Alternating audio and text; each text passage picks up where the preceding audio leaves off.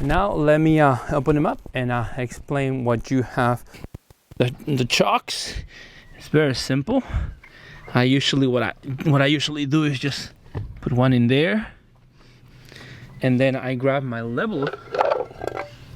If I am actually on need of leveling the camper, what I do is this, and then I back up according to my level. By the way, the leveler is actually inside underneath the bed with the camping chairs and the table and the mat. So what I would do is I would actually back up, try to level my wheel using this component, and after that hitch.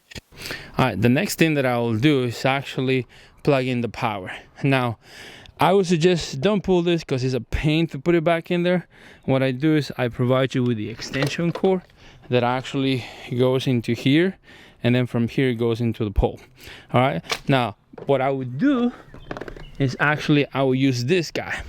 Now this is a power circuit breaker, so I would want you to plug this end right here into the wall or into the campground. Then from here use the extension to put it right here, and of course from here you go to the RV. All right, so that's very self-explanatory. Right here is my water hose.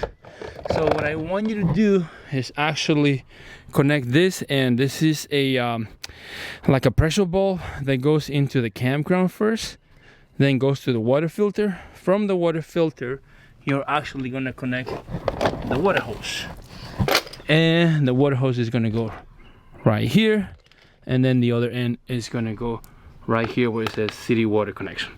So very self-explanatory. Again, this port right here will be only if you want to fill up the water with the water tank. That's if you're boondocking, but I usually just do city water. All right, the next thing, I'm gonna skip this because I'm gonna leave that one to the end, but I'll provide you with this impact gun because you are gonna need to put it right here, and this of course will level the will lower and raise the levelers for you to be level. Okay, all right, like I said, we can also put this underneath to be able to level the jack. I don't want to do it because it's really loud. All right, lastly, like I said, I just installed a brand new hose in here, and what this does, I'm gonna pull it all out. It's supposed to be really heavy duty and will last forever, really long, so you can plug into any campground. All right, so here's what we need to do. We need to plug this hose into this exit pipe right here.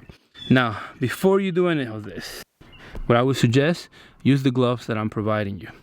So go back to here, grab these gloves, and I'm gonna put this camera on the tripod to show you how to use it. Okay, here we go. So the first thing you want to do is actually remove this cap. Make sure that both valves are closed.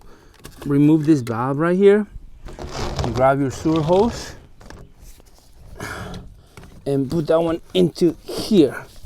All right, my advice to you, if you have a site that actually includes sewer, use it. All right, don't just try to put stuff in the holding tanks. Just let it go. Don't try to keep it till the end. Now the next thing you want to do is grab your hose according to how far the hole is. You're gonna grab this pipe right here, adapter right here. You're gonna try to put this on the hole first. Most of the times you're gonna have to screw it into the hole, right? And then you're just gonna connect this guy into here like so, and then you will be good to go. All right, now here's what I want you to do.